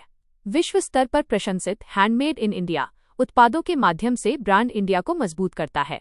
3. हथकरघा क्षेत्र के सामने चुनौतियां। पावरलूम की नकल और जालसाजी असली हथकरघा उत्पादों एवं ब्रांड इंडिया को कमजोर करती है। आर्थिक समस्याएं। कम आय, वेतन असमानता और किफायती ऋण तक सीमित पहुंच बुनकरों की आजीविका को प्रभावित करती है। तकनीकी एवं लागत संबंधी बाधाएं। परंपरागत करघे, कच्चे माल की उच्च लागत और कम उत्पादकता इस क्षेत्र की प्रतिस्पर्धात्मकता को कम करते हैं। मध्यस्थों पर निर्भरता। प्रत्यक्ष बाजार तक कमजोर पहुंच के कारण कई बुनकर बिचौलियों पर निर्भर रहते हैं। उद्योग की वर्तमान स्थिति। इन्फोग्राफिक के अनुसार वैश्विक प्रभुत्व। 18वीं शताब्दी तक भारतीय हाथ से बुने हुए वस्त्रों का वैश्विक व्यापार पर दबदबा था। उदा. बंगाल मलमल, बनारसी सिल्क, कांजीवरम और पोचमपल्ली इकत। घरेलू उद्योग का आकार 31.45 लाख हथकरघा परिवारों और 35.22 लाख बुनकरों व संबद्ध श्रमिकों के साथ भारत का सबसे बड़ा कुटीर उद्योग है। 4 थे हथकरघा जनगणना 2019-20 के अनुसार। ग्रामीण एवं महिला नेतृत्व। कार्यबल का लगभग 90%, 28.2 लाख ग्रामीण क्षेत्रों में है और 72% कार्यबल महिलाएं हैं। समावेशी आजीविका। अनुसूचित जाति 4.84 लाख, अनुसूचित जनजाति 6.28 लाख और अन्य पिछड़ा वर्ग 12.67 लाख के बुनकरों को आजीविका सहायता प्रदान करता है। निर्यात। UAE, US, फ्रांस, स्पेन और UK जैसे प्रमुख बाजारों में हथकरघा निर्यात होता है। आगे की राह। भारत के हथकरघा क्षेत्र की प्रगति। प्रौद्योगिकी आधारित आधुनिकीकरण, ब्लॉकचेन जैसे ट्रेसेबिलिटी उपकरणों के माध्यम से वैश्विक बाजार ब्रांडिंग और कारीगरों की आय बढ़ाने के लिए प्रत्यक्ष डिजिटल बाजार एकीकरण में निहित है। मध्यम दूरी की बैलिस्टिक मिसाइल अग्नि 4 के सफल परीक्षण और उससे जुड़ी प्रमुख जानकारियों का विवरण निम्नलिखित है। मुख्य बिंदु। परीक्षण का उद्देश्य। इस सफल परीक्षण ने मिसाइल की परिचालन तत्परता को प्रदर्शित किया और पुष्टि की कि सभी महत्वपूर्ण प्रणालियां अपेक्षित मापदंडों के अनुरूप कार्य कर रही हैं। अग्नि मिसाइलें। अग्नि कार्यक्रम। यह भारत के एकीकृत निर्देशित मिसाइल विकास कार्यक्रम IGMDP के तहत पुनः प्रवेश वाहन प्रौद्योगिकी दर्शक से विकसित होकर विभिन्न श्रेणियों वाली बैलिस्टिक मिसाइलों के एक परिवार में तब्दील हो गया है। अग्नि I 2 चरणों वाली तरल ठोस प्रणोदन मिसाइल। लंबे तैनाती समय और गतिशीलता संबंधी बाधाओं के कारण इसकी परिचालन सीमाएं हैं। अग्नि 2 चरणों वाला ठोस प्रणोदक डिजाइन, जिसकी मारक क्षमता लगभग 2500 किलोमीटर है। अग्नि 3500 किलोमीटर की रेंज वाली ये मिसाइल भारत की रणनीतिक प्रतिरोधक क्षमता को मजबूत करने के लिए डिजाइन की गई है, विशेष रूप से चीन के खिलाफ। अग्नि 4 सामरिक बल कमान SFC के अंतर्गत मध्यम दूरी की बैलिस्टिक मिसाइल MRBM, जो भारत की विश्वसनीय न्यूनतम प्रतिरोधक क्षमता को बढ़ाती है। क्षमता। ये लगभग 4000 किलोमीटर की रेंज तक 1000 किलोग्राम का पेलोड ले जा सकती है। अग्नि-5 ठोस ईंधन से चलने वाली 3 चरण प्रणोदन प्रणाली वाली ICBM है, जिसमें MIRV multiple independently targetable re entry vehicle क्षमता मौजूद है। बैलिस्टिक मिसाइलों के बारे में कार्यप्रणाली। बैलिस्टिक मिसाइलें शुरू में रॉकेटों द्वारा संचालित होती हैं, लेकिन फिर वे अपने लक्ष्यों की ओर बिना शक्ति के मुक्त रूप से गिरने वाले प्रक्षेप पथ बैलिस्टिक ट्रैजेक्टरी का अनुसरण करती हैं। रेंज के आधार पर वर्गीकरण। लघु दूरी की बैलिस्टिक मिसाइल SRBM इस रेंज 1000 किलोमीटर से कम। मध्यम दूरी की बैलिस्टिक मिसाइल MRBM इस टू रेंज 1000-3000 किलोमीटर। मध्यम दूरी की ballistic missile IRBM range 3000-5500 kilometre. अंतर महाद्वीपीय बैलिस्टिक मिसाइल ICBM 5500 किलोमीटर से अधिक की मारक क्षमता। IGMDP के तहत विकसित 5 मुख्य मिसाइलें। इन्फोग्राफिक अनुसार लॉन्च तिथि 26 जुलाई 1983। एजेंसी रक्षा अनुसंधान एवं विकास संगठन DRDO। परियोजना निदेशक APJ अब्दुल कलाम। पृथ्वी सतह से सतह पर मार करने वाली कम दूरी की बैलिस्टिक मिसाइल। अग्नि मध्यवर्ती दूरी की बैलिस्टिक मिसाइल। त्रिशूल कम दूरी की सतह से हवा में मार करने वाली मिसाइल। 9 किलोमीटर। आकाश मध्यम दूरी की सतह से हवा में मार करने वाली मिसाइल। 25-30 किलोमीटर।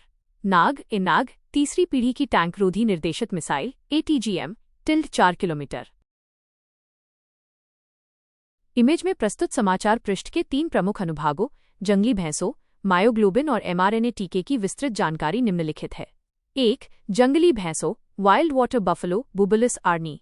योजना। छत्तीसगढ़ अपनी घटती जंगली भैंसों की आबादी को पुनर्जीवित करने के लिए असम से जंगली भैंसों को स्थानांतरित ट्रांसलोकेट करने की योजना बना रहा है। वितरण। भारत, नेपाल, भूटान, थाईलैंड और कंबोडिया में पाई जाती हैं। भारत में इनकी अधिकांश आबादी असम, काजीरंगा राष्ट्रीय उद्यान में पाई जाती है, जबकि मेघालय, छत्तीसगढ़ और महाराष्ट्र में इनकी छोटी आबादी पाई जाती है। भारत वैश्विक आबादी के 90% से अधिक 3500-3700 व्यक्ति जीव का मेजबान है। आवास। ये खुले घास के मैदानों, जलोढ़ मैदानों और दलदलों में पाए जाते हैं।